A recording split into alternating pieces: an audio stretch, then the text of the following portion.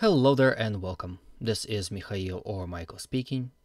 As always, I salute to those who supported me financially, be it through Patreon, PayPal, or Super Thanks. Thank you friends and have a good day. Now I will start today's video with Avdiivka, where some news are coming in. Now, first of all, here the usual stuff happens as Russians continue to attack from Apitne towards Avdiivka itself and from Vodane towards Severne. Fighting were reported in those general directions. But the change actually occurred in the north, here near Kamenka, where as a result of fighting, Russians were able to gain some foothold and gain some lands here in this sector, so about this much. So as you can see, not a significant gain. Russians are slowly creeping towards this small, I would assume this is Dacha area, small residential area, and getting ever closer to the Avdiivka itself. Few months ago, Russians had tried to attack from Krasnogorivka and cut through Ukrainian defensive lines here, if you remember, almost reaching Stepove, but that didn't work out.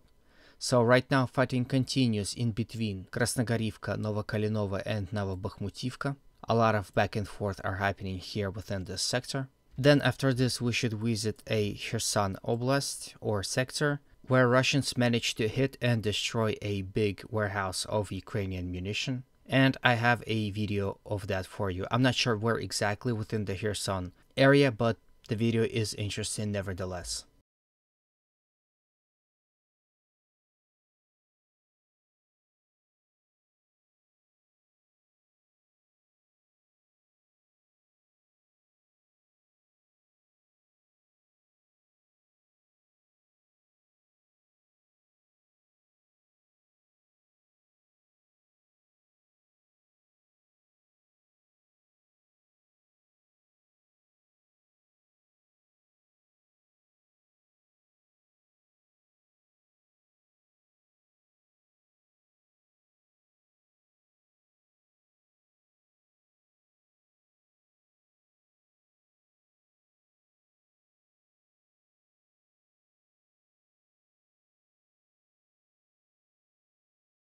Now again, I still come across some comments under my videos that say that for some reason videos are not showing. Under this video, in the video description, there is a link to my Rumble channel. It would seem that there are no problems of this manner. This is YouTube. He doesn't really like to show you that kind of content.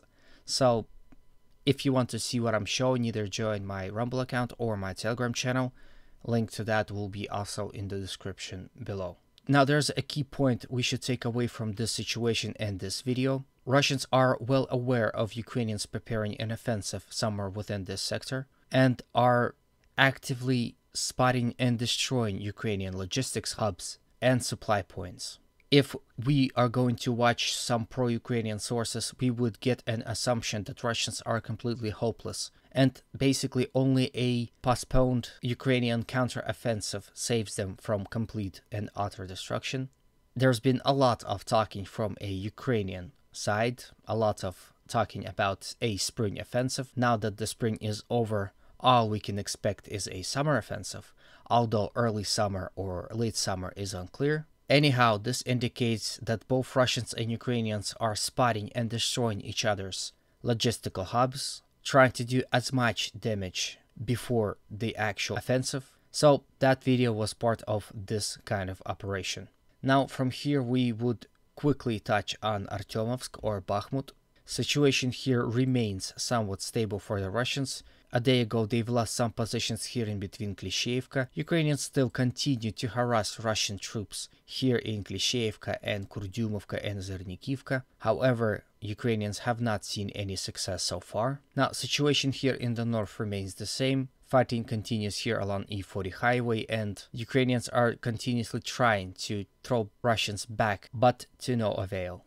Also quickly forgot to say that the situation in Kamenka was actually covered by a pro-Ukrainian source as well. You can see it here. It's interesting when they are first to report. But yeah, even a pro-Ukrainian source have acknowledged this Russian success. Also interesting news are coming in from Belogorivka here in this sector, where reported by Remy Russians were able to take about this much territory.